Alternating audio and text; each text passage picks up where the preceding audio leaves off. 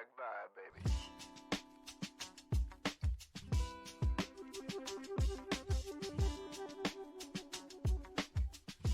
Welcome to the Cup of Joe Show, where we explore the journey of recovery from alcohol and drug addiction. One story, one conversation, and one step at a time. I'm your host, Joe, creating a safe space for honest discussions about the challenges and triumphs of addiction and alcoholism.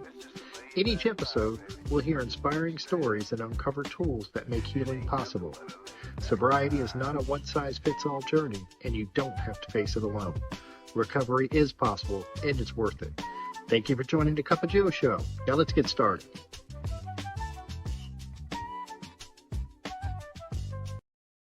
Hey everybody, welcome back to the Cup of Joe Show. I'm your host, of course, Joe, and today I'm really excited to have my friend Chris B.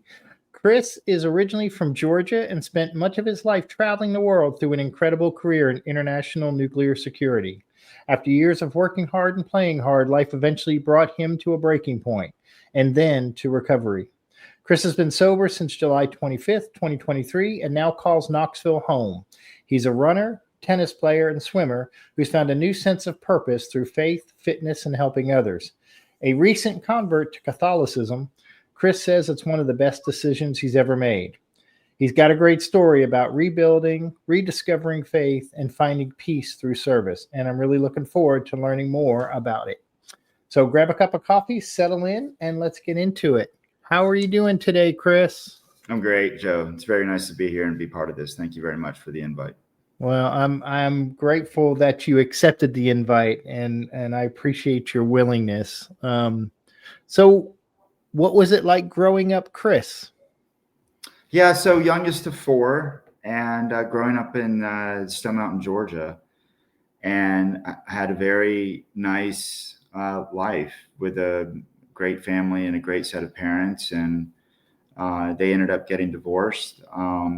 But for the most part, my childhood was I was quite blessed,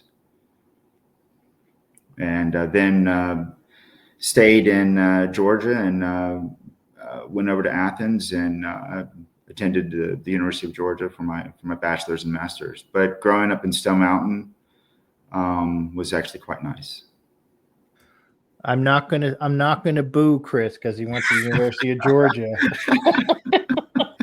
The Tennessee fans really have a hard time with that concept. Yeah.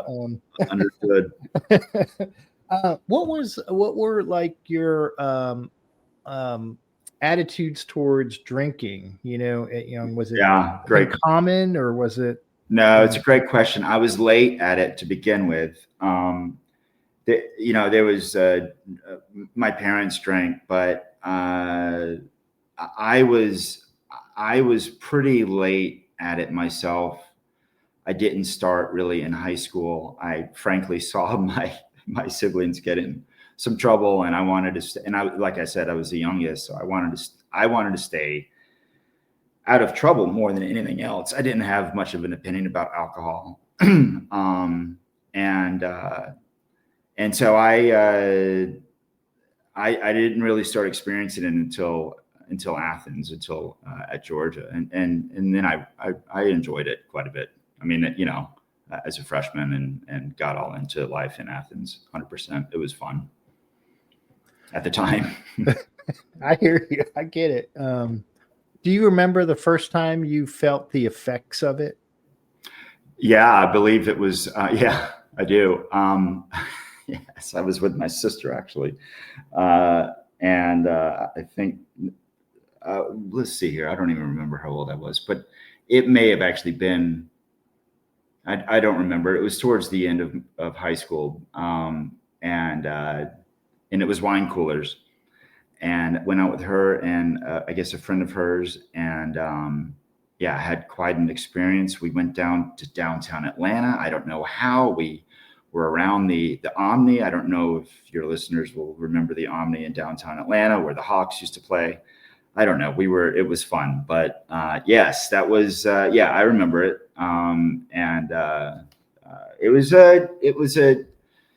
I think that I didn't really kind of enjoy it until college. Did so what in college was it more like social drinking, or was, did it escalate at any time in college, Oh or yeah, it did.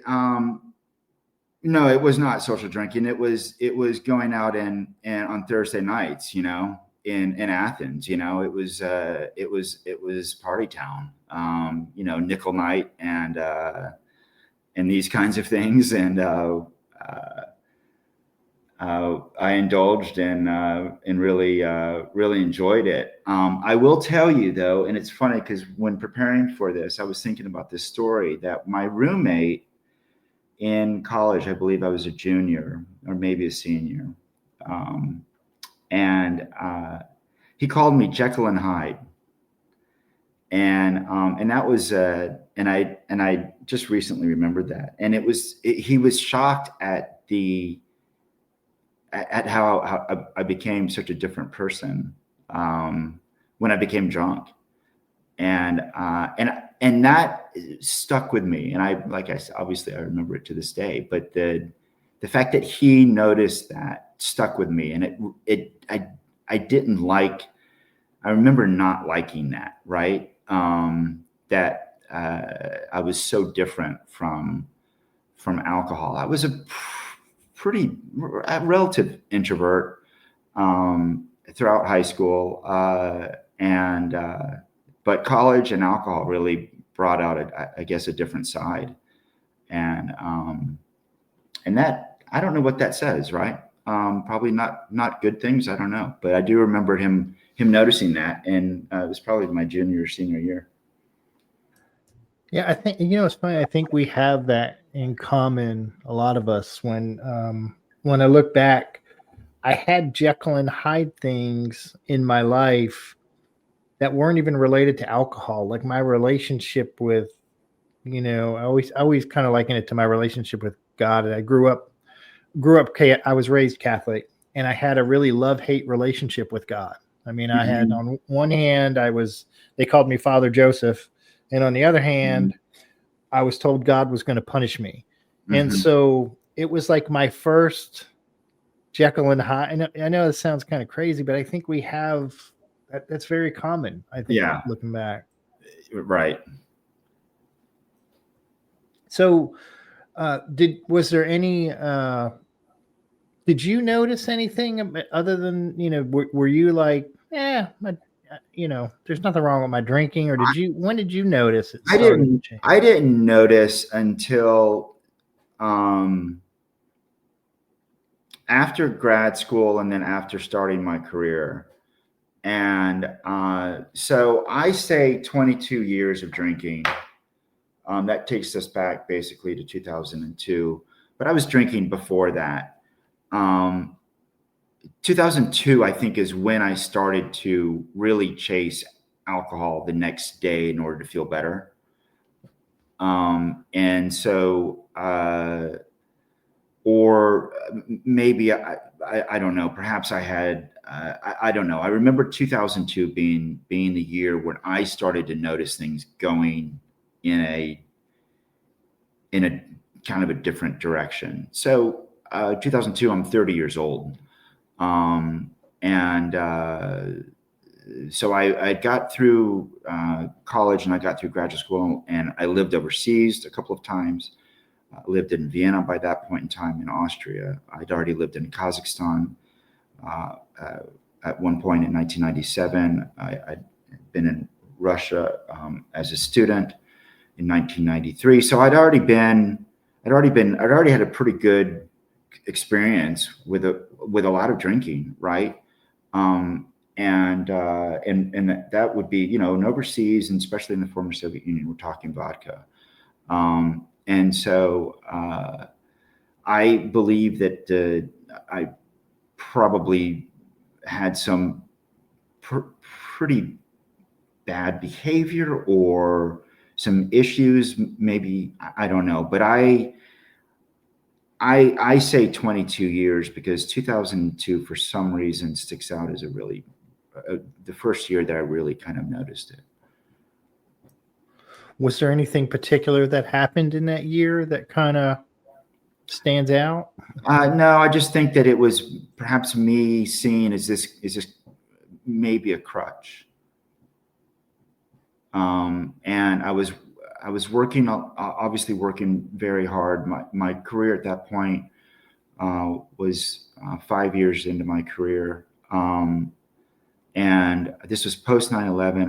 As you had mentioned, I started my career, and I still do to this day. I'm in the business of nuclear security and emergency response, and a majority of it being international. So a lot of international travel. And 9/11 happened, and then our work. And again, I was a employee, a federal employee for the government, for the federal government here in the United States, and we after 9/11, right, we went hard at attacking an issue in terms of trying to bring better security practices around the world, and so we were traveling a lot, and it was stressful, right? It was stressful, and it was also a lot of relaxing by drinking. I can only imagine the stress you were feeling at that time, Yeah, it was, but I also may have noticed that I was the one who was, when we were done after work, whether we were in another country or whether we were in Washington, D.C., and we were done with a happy hour or we were done with the reception, I was the one who was still ready to go.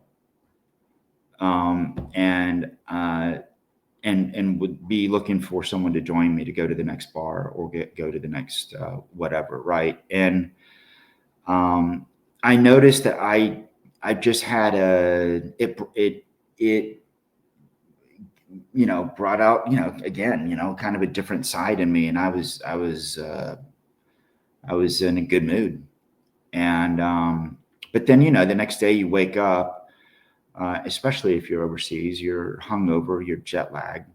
You're waiting for, might be waiting for that day of meetings to get over with, so you can get to the hotel bar, right? So it was pretty stressful. At the same time, I also knew that I was predisposed. There's a fair amount of addiction in my family on both my mother's side and my father's side. That obviously people can do their own research on the addiction gene, but it can act in if you've got the gene, it doesn't affect everyone the same way. And so I'm not trying to in any way, shape, or form defend myself because I had a genetic predisposition, not in the least. I was a lot of it was my own choosing and my own behavior. I think that is important to mention that, I think of my own daughter now, Chris. I mean, she's predisposed, she has a genetic predisposition. Now, that doesn't mean she will be an alcoholic if she drinks or drink alcoholically or Right. anything else. But it's important for people to be aware that that is an element, an environment is another, our Right. choices are another, Right. So I think it all, it's important to mention. I'm glad you mentioned that. And So there was you mentioned, sorry, Joe, but my sister is a recovering alcoholic, and so I knew it was in the family in terms of an immediate family member, right? So I was aware of it. I wasn't completely unaware of the risk. She's an amazing individual, 30 plus years sober. But so it was there, but a lot of it was my choosing. I put the majority of my problem and what I got myself into to my own decision making and making poor choices. And then it just gets worse, right? It really just gets worse. and I wasn't aware of it, right? If you were to ask me, 22 years ago in 2002, or 10 years ago, or 3 years ago, do you have a problem, man? And I would say, no. I mean, no, I don't. And because I completely believed it. And that's a whole different, we could go down that topic very deeply, right? In terms of how the disease brings on this denial. Denial. And one of the great parts about recovery is doing the kind of the post-mortem. I'm able to sit here with you right now, and we're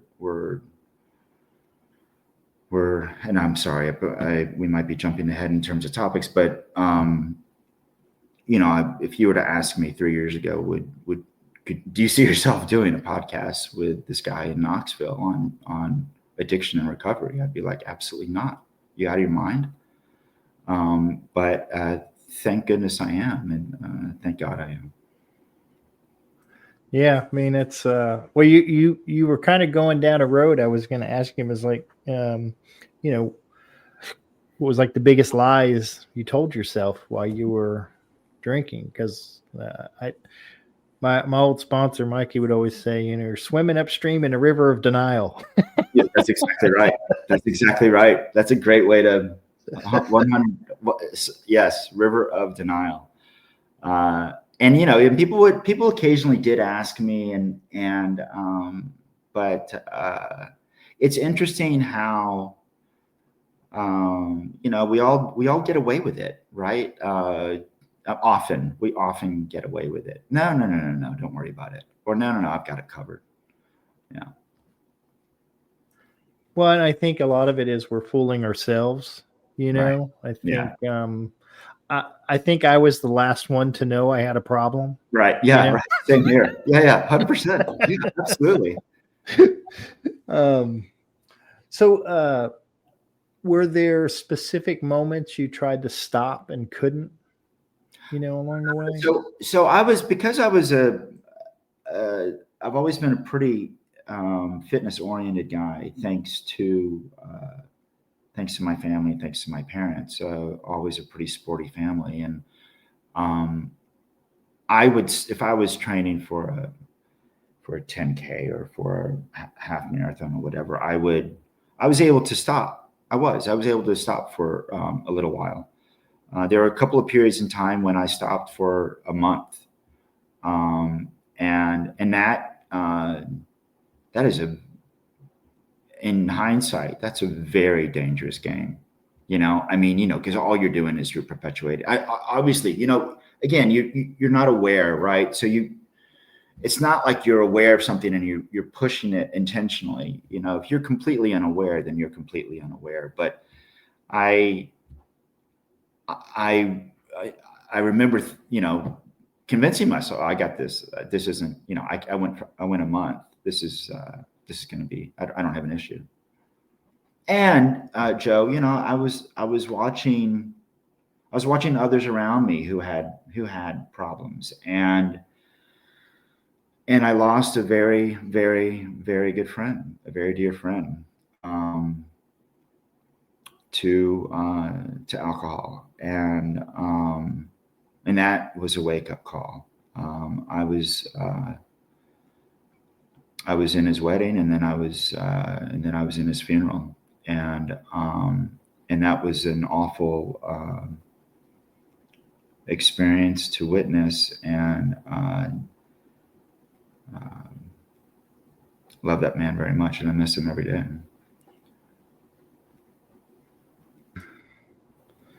And it's tough because we do lose people along the way, and I don't know about you, but I know with me, I always had somebody in my life that I could point to say, I'm not quite that bad in my mind, Right. Oh yeah. Right. I'm not that bad. I'm not there. And it was just more of that contributed more to my delusion, Yeah, sure. Well, I mean, we're human, right? I mean, even so, I'm a big believer in AA. AA has played a huge role in my life, and I'm very lucky that I got introduced to it the way that I did, and that it has played that it's worked for me. It's worked for me. But I'm a human being, and you sit in these meetings, and it's tough not to compare. And oftentimes I'm just amazed at the strength of these people, because their stories are just so they're tough, and it's hard to not compare. But I would do it. I would do it in the inverse, right? Before I'd be like, no, I don't have that. And now I look at these people who, in my opinion, are much stronger and went through a lot worse than what I did. And I'm just amazed at some people that I meet in recovery. It's incredible. Well, just remember, you are one of those incredible people, Chris. That's important. I had an old friend, Rick. Shout out to California Rick, but he used to always say, a bottom isn't a place, it's a feeling. For some of us, it's a dent in a Mercedes, and for others, it takes living under the bridge. Right. But most of us were somewhere in between. Yeah. Yeah. That's a great, absolutely. I like that. So what was the turning point for you? What was kind of the catalyst to get you into recovery? I was lucky. So I moved to Vienna, Austria in 2020, and because I was married, and my wife, now ex-wife, who is an amazing woman herself, and very lucky to have her as a very dear friend. I was there in Vienna. I did not handle transition very well in Vienna, in terms of my new job and in terms of my own behaviors, right? And I was married, and acted like just a real selfish jackass, and did a real effective job at ruining my marriage, and with my alcohol. And and I was also beginning to I had a number of things were happening. Everything kind of came to a head in 2022, 2023, with my drinking really beginning to peak, and then my health taking a turn. I ended up not extending a contract for my job. I had an offer to look at another opportunity in Vienna. I didn't pursue it. I was okay with not working. I was a bunch of things were happening at once. I lost my house in Arlington, Virginia, due to foreclosure. So I was looking at, even though I wasn't aware, and then of course my health was a complete mess. Little did I know that my liver enzymes were going through the roof. So divorce, job, money, health, friends, family, not sleeping, beginning to shoplift alcohol at the supermarkets in Vienna, and a couple of incidents with the police to throw in, and I was and I had in November of 22, I had a seizure. I had a seizure from acute alcohol syndrome, and passed out at a bar, knocked my head open, rushed to the hospital. So it was between November of 22, I had a bike accident in Vienna. I crushed my shoulder. It was one thing after another. And little did I know that my mother and my best friends here in the States, they were organizing an intervention. And that was the turning point. My mother invited me to come visit her in July of 23, under the auspices, basically, of coming to say hello to her. And while I was there, they performed an intervention at her house. And it was my stepsister and my two best friends. They got my boss involved in Washington. It was the whole thing. I mean, it was a it was a television show,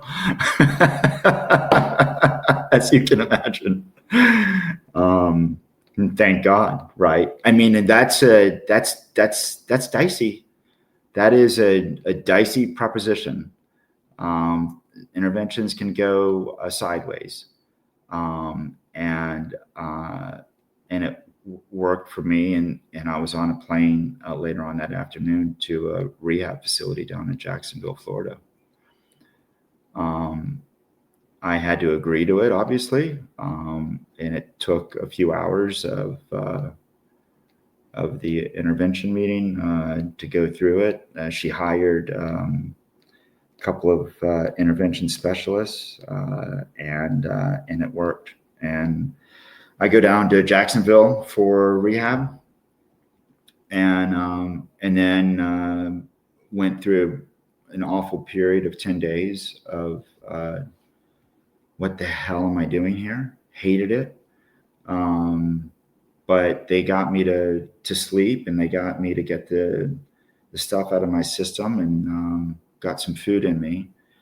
And I tell you, the best part there are a lot of amazing things about recovery for me, but one of the best parts about recovery is my sleep.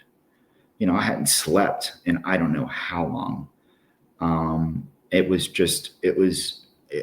awful. And not only was I not sleeping, I was having just horrendous nightmares. Stuff that I don't have any idea where it was coming from. Then I would wake up the next morning, and I would, I'd be shaking, or I'd be dry heaving, and I'd have to get to the store to get some vodka or some beer. I mean, it was a very quick, even though, overall, a couple of decades or 2.5 decades, whatever you want to call it, my downfall was pretty quick, in my opinion, in terms of how I just fell apart. And I was able to thank God, and thanks to my mother, and my friends, for getting involved. I mean, they saved my life. They 100% saved my life. And then from there, it was recovery began with, you go through the rehab, and you go through the detox. And I was there for a month. I was still living in Vienna, Austria. So it was not difficult. It was not easy to be in rehab in the States when my home was in. But that's the way that they had it arranged, and thankfully it worked. But while in rehab, I was introduced to AA, and having known that my sister had, again, 30 plus years of experience of recovery, and her positive experience with AA, I embraced it. Even though I wasn't sure about my higher power, thankfully I was baptized when I was younger. Grew up Methodist, and I've always been deep down. I knew I was a person of faith, and so that helped as well. but AA with or without faith, AA works. I've seen it on, it works for everyone. It's not necessarily for everyone, but it has a pretty good track record. So what? I rambled. Sorry. No, you did fine. Keep rambling, Chris. The less I have to talk, the better people out there feel. They get to hear a new voice. You got it. My pleasure. What were some of the unexpected challenges early on in recovery? So look, so rock bottom, right? And it had many different elements to it. First of all, I had to. I decided that I wanted to live, Joe. Okay, so that was a huge aspect to all of this. I made that decision in Jacksonville, and that gives you, in my opinion, that gives you a pretty big leg up. And then I was a believer in AA. So here I am. I'm in Jacksonville. I'm about to go back to Europe. While I'm in Jacksonville, I get on the internet and look up, is there AA in Austria? And sure enough, there is. In Vienna, there are two English-speaking groups. And not only is AA prevalent in Europe, it is incredibly prevalent and successful.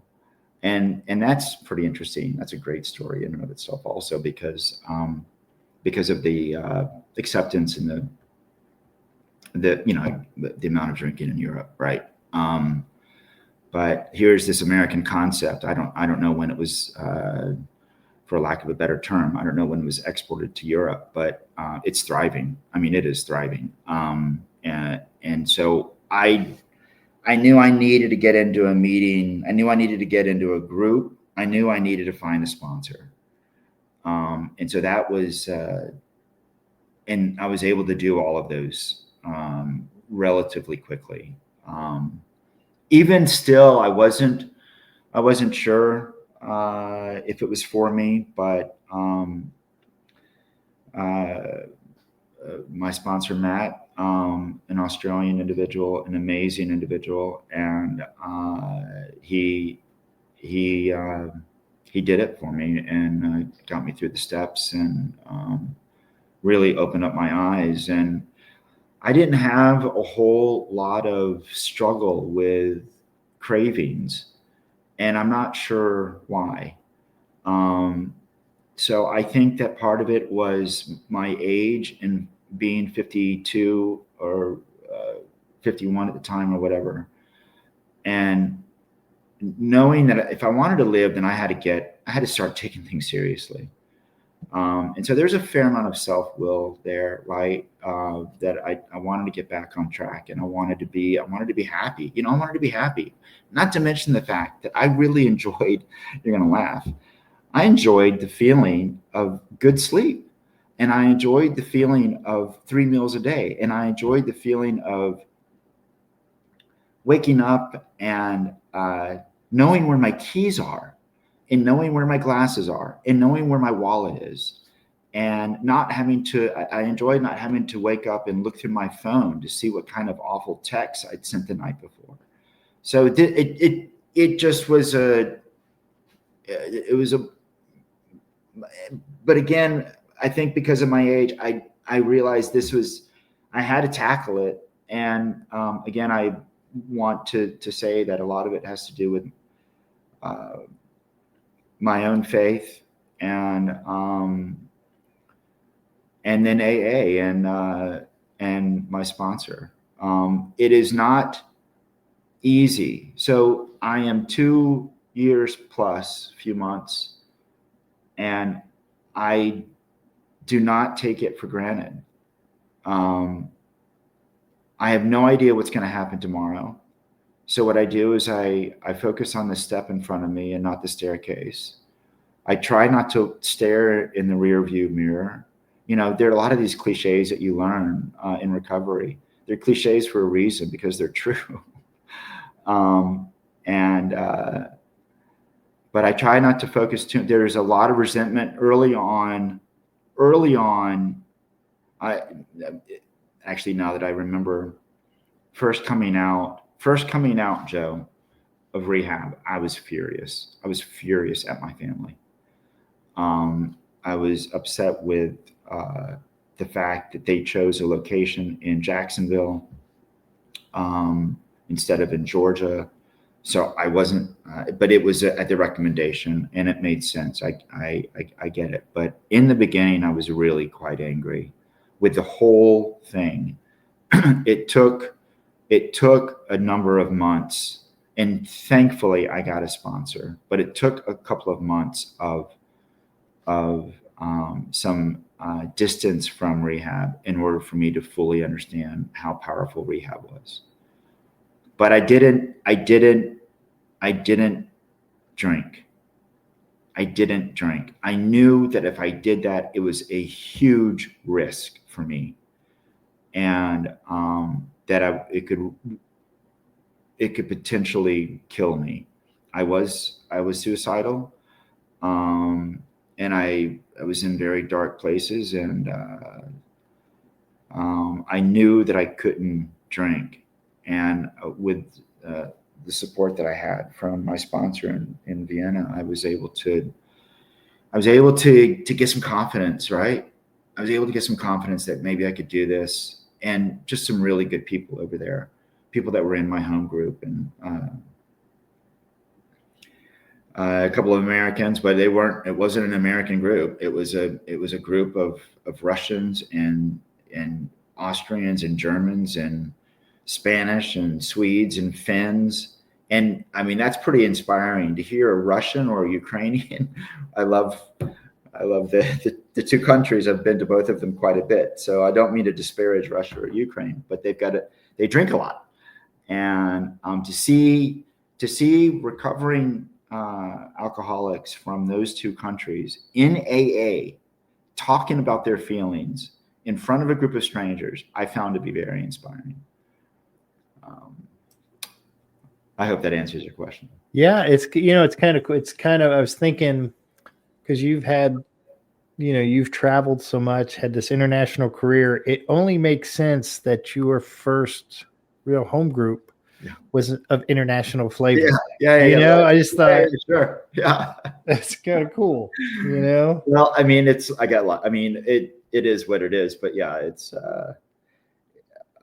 it doesn't matter. I was, all I know is that I was blessed that it was there. So how has your view of alcoholism, addiction changed since you've been? Yeah, well, so it changed a lot in rehab. My eyes were opened in rehab for, you're in there, and I was in a men's group or in a men's rehab, and I was in there with alcoholics and with narcotics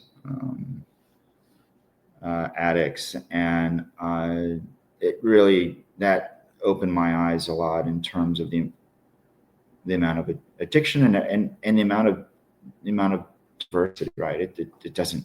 It hits everyone, right? Or it can. I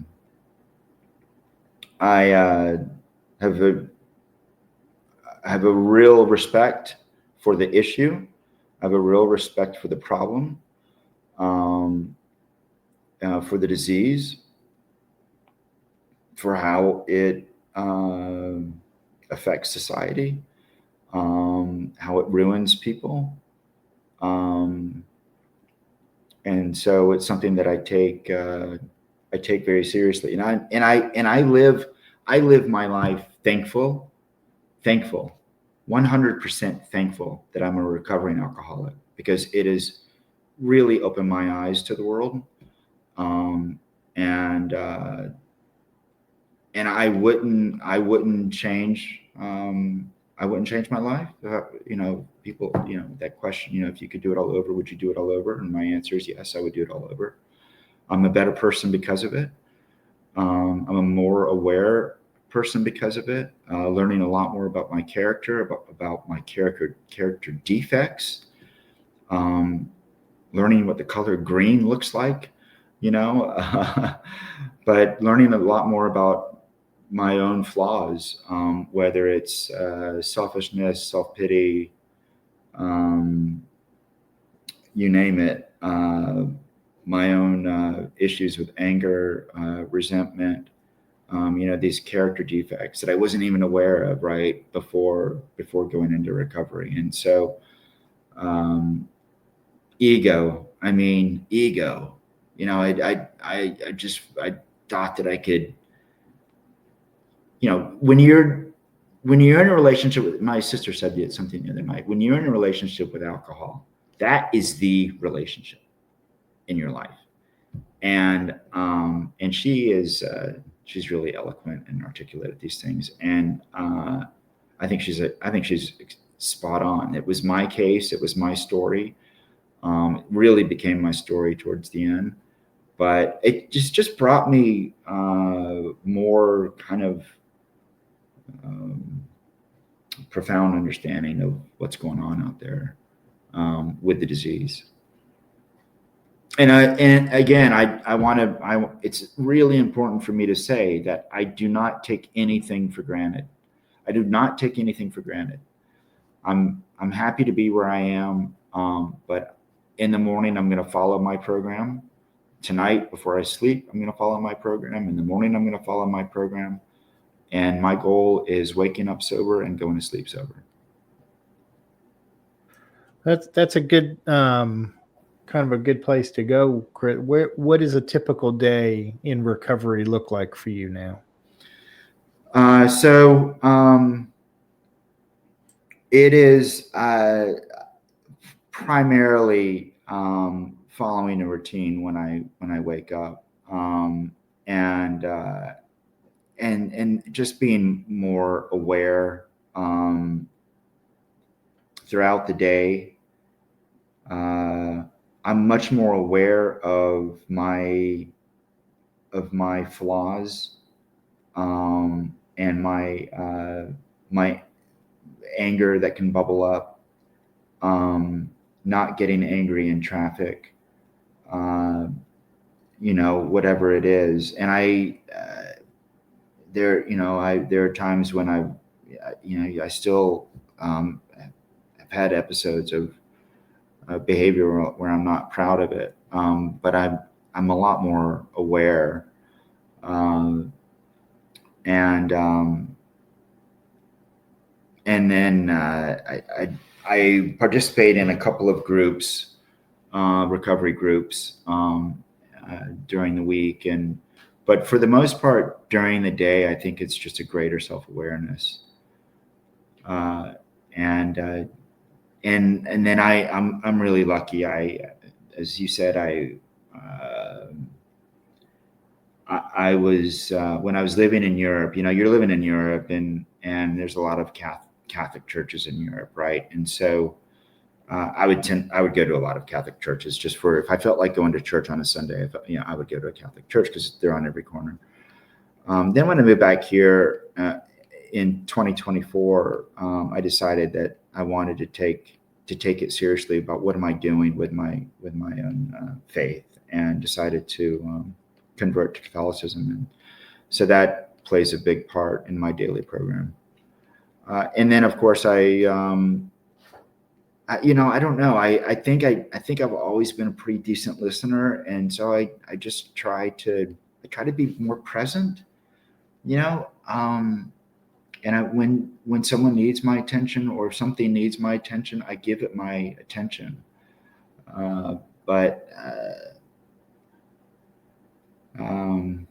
it's not easy. I didn't have any struggles today with cravings.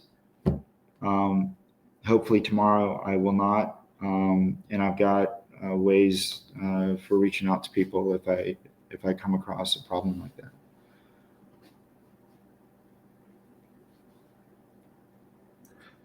Yeah, I think it's important. We learn we no longer have to suffer in silence. That's like for me, that's like was kind of like, oh, it's okay to tell someone I'm not feeling right, or Yeah, right. I need some help, or it's so opposite of, I think, how a lot of us have been raised to, we should be self-sufficient, and we should be uh stand on our own 2 feet, and all that stuff is true to an extent. um we need to be willing to ask for help when we need it, and that's Yeah, exactly. and also, I feel like I'm a little bit more aware about offering to help. And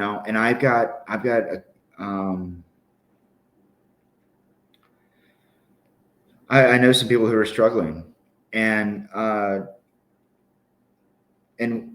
one of the things that someone said to me that just was had such an impact on me. It was early on, and it was after an AA meeting, and I think it was I had said something during, maybe I had a share, I don't remember, but I remember her coming up to me afterwards. And again, this is a woman from a different nationality, and it just had such an impact. She said it. She said, "It's okay. You don't have to do it anymore." And she knew exactly what I was. And I'd already started my initial recovery, but I loved hearing that from her. You don't have to do it anymore. You don't, because I felt like, I couldn't stop, and it was ruining my life, and I knew it was ruining my life, but I couldn't. And that kind of message of, you don't have to do it anymore, and we're here, and we got your back. And it just was just had an amazing impact on me. And I try to, I try to offer that kind of support and help when I can. It's beatable. It is. And it's a simple, it's funny, Chris, you said that, because something similar was said to me. It's like, you can start over anytime, and I was like, Yeah, right. I never thought of something like that. Oh yeah, or, right. Like, there was like such a brand new concept that my friend Jimmy always says, you don't have to ride the garbage truck all the way to the dump. Like, what a concept. You can get off anytime. You don't have to ride it all the way, but those are things I didn't know. And what are some of the great things or good things that have happened to you since you've been in recovery? Yeah. So I'll go back a little bit. When I was a few months into recovery, I wasn't sure what I was going to do. I knew that I was up against a window in terms of needing to leave the European Union because of my visa. And I wasn't sure what I was going to do, where I was going to go. I wasn't sure where I was going to work. I had major money problems. My credit score was in the toilet, on and on. And so but I remember a friend of mine, an American, at one of the AA meetings, there's saying, if you're not careful about it, it can become overwhelming. That period, right? I'm doing relatively well now, but in that period, right after recovery, it was rough. It was rough.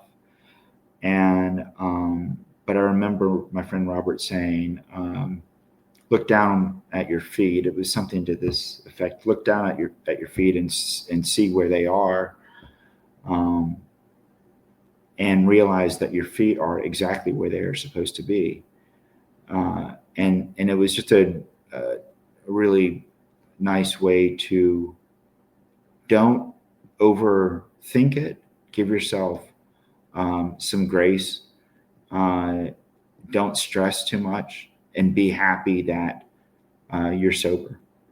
And if you just keep moving forward, that you can start to rebuild your life. And so there's a lot of inspiration that came out of guys like Robert.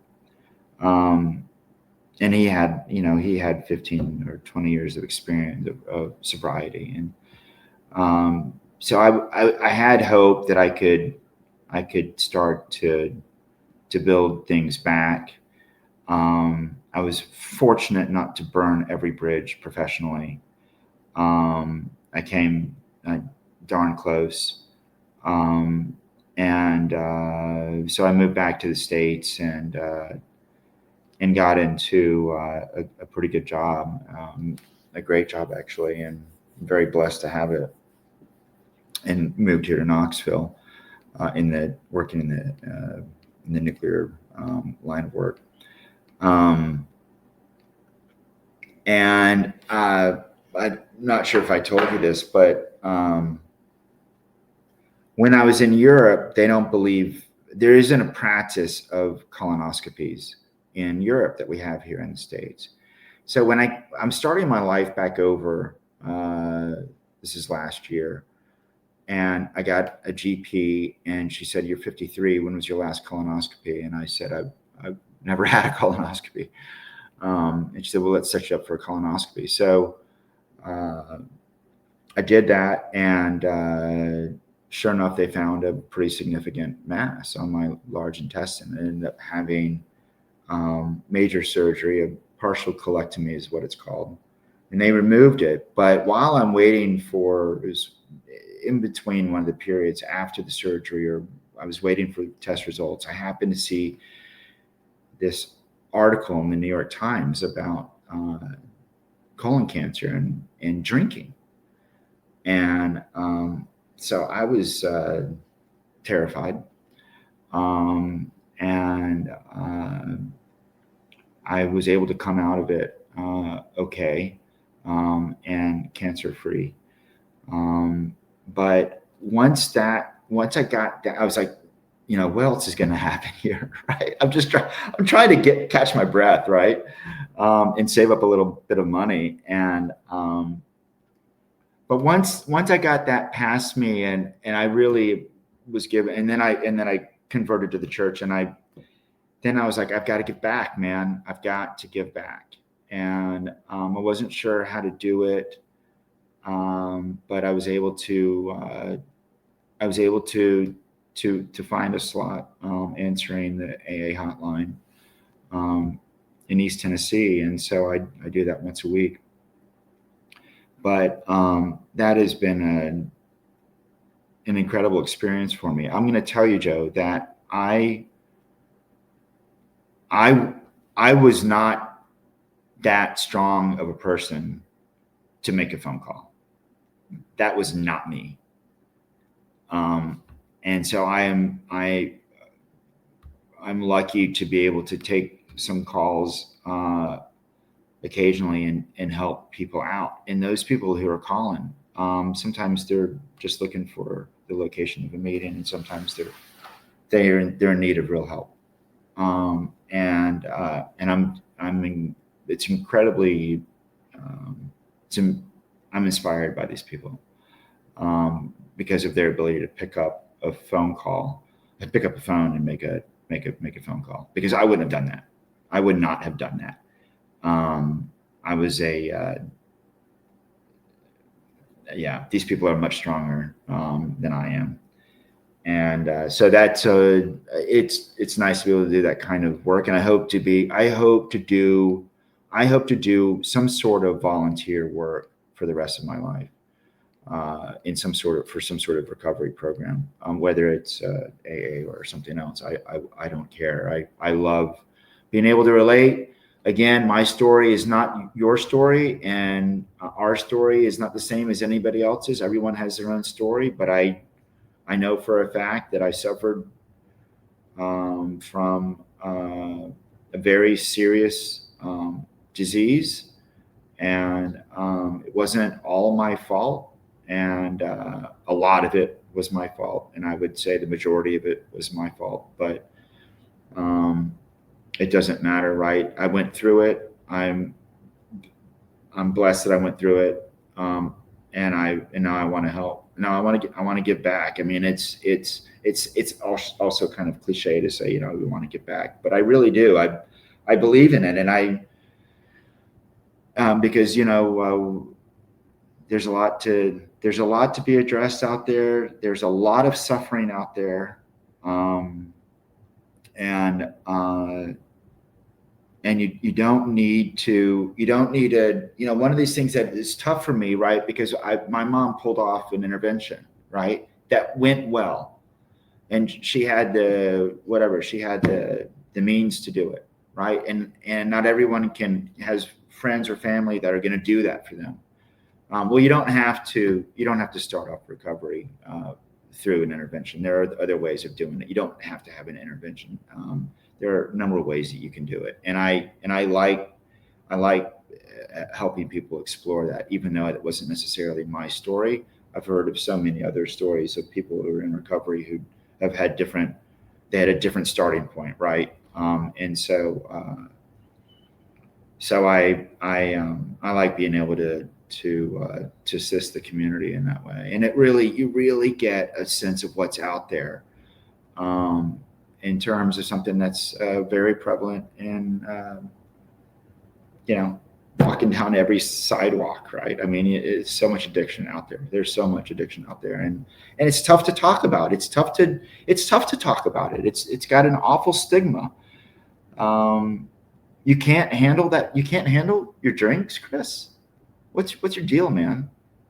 And I'd be saying, wait. You're only having 2 glasses of wine? You're only having 2 glasses of wine? What is your problem? And then, I would go out that night, and then, the next morning, I'm a mess, right? But anyways, there's a lot to give back, and I'm lucky that today I'm able to sit here with you and talk about it.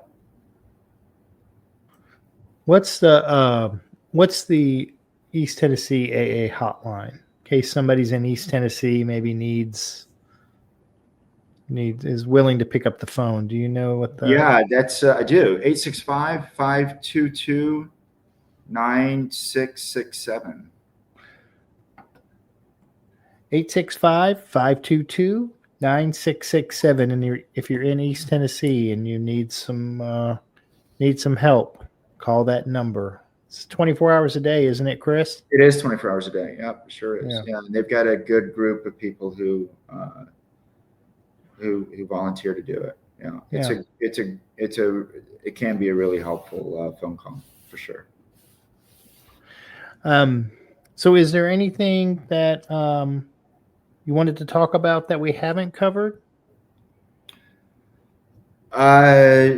No, I could sit here with you, Joe, for 3 hours, right? I mean, there's so much to talk about. I mean, let's talk about sleep again.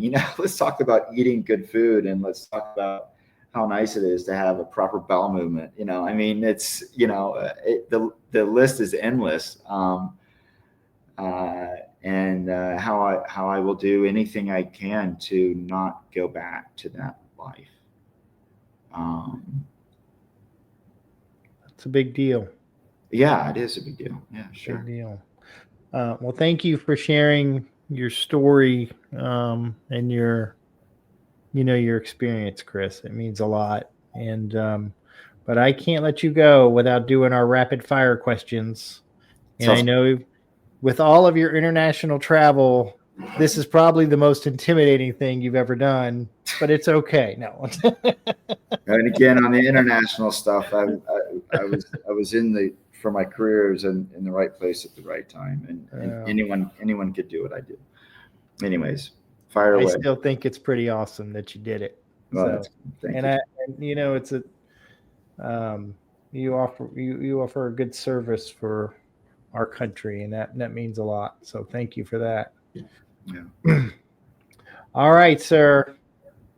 Are you ready? I am ready. I'm ready. All right. I have no idea what this is, but looking forward to it. Good. Just the way I like it, Chris. So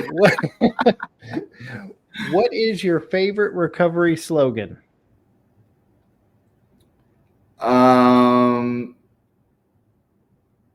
Okay. Well, so it touches on faith, but God brought me to AA, and AA brought me to God. What is your least favorite recovery slogan? Well,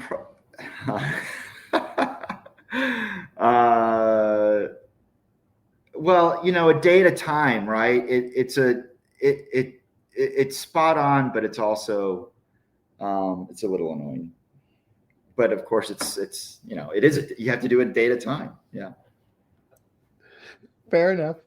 What do you think is your sobriety superpower? For sure, my faith, and then making that decision, Joe, that I wanted to live. I didn't. What is the comment? An addict has got three paths in front of him, right? It's jail, death, or recovery, and I knew I wanted to live, and that gave me a leg up, in my opinion. And it gave me then I was like, okay, I made the comment earlier about now appreciating what the color green on a tree, I mean, once you experience it, then it's nice to keep it going. I want to live. Yeah, a big deal. If you could say one thing to your former self, what would it be? Hang in there. What song do you play to lift your spirits when you need a boost? Okay, well, having grown up in Athens, Georgia, at the University of Georgia in the 90s, any REM song from the album Life's Rich Pageant, or I'm a classical music fan, so Beethoven's Seventh. I have to say, as a Tennessee fan, I was hoping you'd say Rocky Top, but that was probably. Joe, I'm going to tell you something. I went to the Georgia-Tennessee game a couple of weeks ago, and that was my first time in Neyland Stadium, and that was my first real experience with Rocky Top in that. And I was wearing my Brock Bowers Georgia jersey, so I knew I was kind of playing with fire. I had the best experience there. We had the best experience. The fans were excellent, super great people. I really got into it. I mean, that stadium was unbelievable, and Rocky Top is such a great song. And then, so I'm not ever going to convert to being a Vols fan, but I'm a little bit more. I've got a softer feel for Tennessee versus Florida. That's for damn sure. We will take that as a win, people. We appreciate that. If you could grant yourself one wish to help with your recovery, what would it be?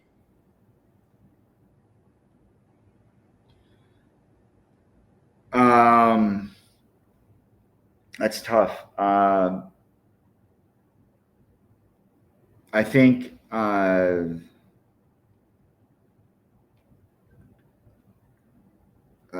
learning how to breathe deeply and figuring out a way to calm down, right, in the panic of it all. Again, I feel pretty good today. I expect to feel pretty good tomorrow, but there are moments of panic, and I wish I could handle some of those moments a little bit better. Me too, Chris. Me too. What step do you love the most? The fourth step was a game changer for me. I'm assuming you're talking about out of the 12 steps. Yeah. The fourth step was a game changer for me. That completely opened up my eyes to my, actually there's, gosh, I mean, this is a podcast in and of itself, right? But the fourth step, because it really opened up my eyes to my character flaws, my ego, my self-centeredness, how untrustworthy I was, and how unreliable I was, my pride, my ego. The fourth step was a game changer. But I'll tell you what, in the first step is the word powerless. And I didn't get it until later in my recovery. But once I understood that I was actually powerless, that was also game changing for me. That's a strong word. And it's hard to admit, it's hard to discuss.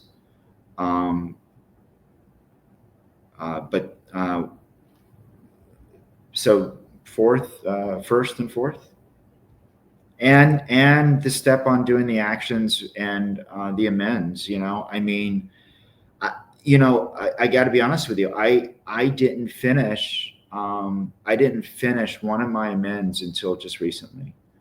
So I finished the, quote unquote, finished the steps in December 23, January 24. But there was someone that I had not the time. I also didn't have the wherewithal, the personal wherewithal to confront this person. And that was a little bit of an issue of geography and not being in the same cities. But I also did a pretty good job of denying that I needed to do it. And I finally realized I got to do it. And I spoke to my best friend. I said, I think I've got to do this still. And he's like, I think you got to do it, Chris. And I did it. And it was, that was a very powerful experience for me. And he probably doesn't realize how important that was to me. And he's not supposed to, he didn't need, I don't need a hug from him, but the fact that we had a conversation was, so yeah, I hope that gives some good anecdotes. Yeah. You're going to love this next question. What step do you love the least? I'm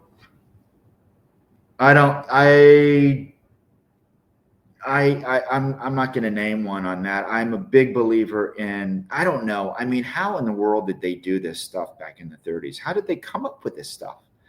I mean, it's amazing how logical it all is. And so I'm not going to, they all fit together and you can't skip. Right. And it is pretty darn near perfect in my opinion. They all have their own value. And sorry for dodging the question, but I really do feel that way. I feel like it's a whole program, and they all fit very elegantly together, in my opinion. That's fair enough, Chris. What is one of your favorite movies?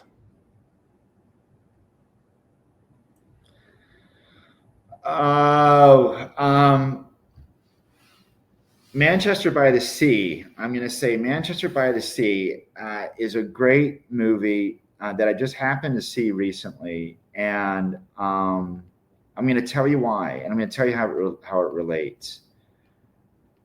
Resentment is a big part of recovery, and getting over resentment is a big part of recovery, right? Getting over your behavior, getting over being embarrassed, getting over things that you did to other people. I don't know of an alcoholic who hasn't hurt others. Maybe that person exists, but I don't know. I think that a lot of us that have gone through this have hurt other people, and you're going to resent that. And I resent to this day. I'll always resent what I put my ex-wife through, first and foremost. What I put her through, and her two beautiful kids. But you've got to get over it. You got to get over it. You got to get over it, and you got to move on. And you can't let it weigh you down. And you can't stare in the rearview mirror too much. And that movie is about.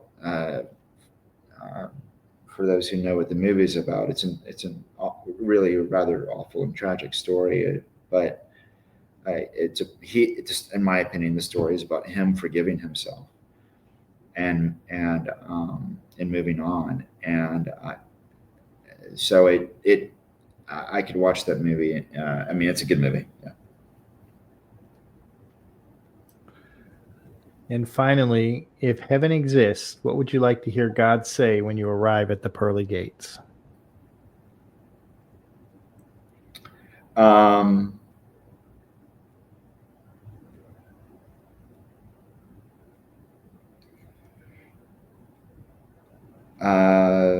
Probably something like welcome, and it's just getting started. That'd be pretty cool. Chris, thank you so much for sharing your story, for your willingness to be so open. And it means a lot. So thank you for that.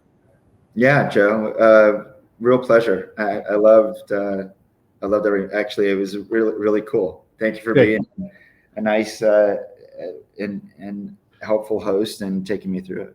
You know, again, you don't think that you're going to be doing this kind of thing. And so it was really nice. Thank you. Yeah, you're welcome. And for the rest of you out there, please subscribe to our friends at thedailyponderables.com, your recovery source for inspiration and encouragement every day. A new episode of The Cup of Joe Show is released every Thursday at noon. Visit thecupofjoeshow.net, or you can listen to the show on your favorite podcast apps, Podbean, Apple, Spotify, YouTube, and others.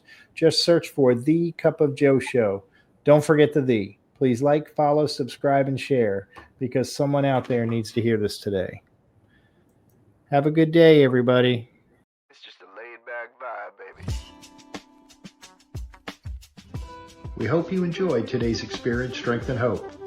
We are so grateful you decided to join us. Please share this episode with someone who might need it. Also, don't forget to like and subscribe. Remember, no matter where you are in your recovery journey, you are not alone. Reach up and reach out to someone. Please do not suffer in silence.